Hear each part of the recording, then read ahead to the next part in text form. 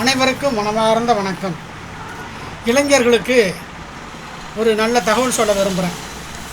Fan இறைச்சலாக இருக்குது, fan of பண்ணிடுறேன். அதாவது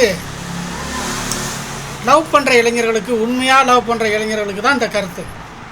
ஒரு பொண்ணை லவ் பண்ணுறீங்க அப்படின்னா அவங்களுக்கு நீங்கள் செலவு பண்ணணும், அவங்க ஆசைப்படுறதெல்லாம் வாங்கி தரணும்.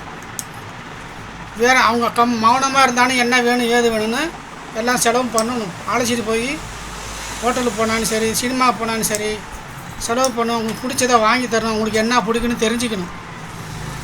நம்மளை லவ் பண்ணுறாங்கன்னு மட்டும் தெரிஞ்சுக்கிட்டால் பார்த்தாதான் அவங்களுக்கு என்னென்ன பிடிக்கும் என்னென்ன பிடிக்காதுங்கிறத தெரிஞ்சுக்கிட்டு அதுக்கேற்ற மாதிரி நம்ம அவங்களுக்கு செலவு பண்ணால் தான் ஒருத்தனையே லவ் பண்ணுவாங்க.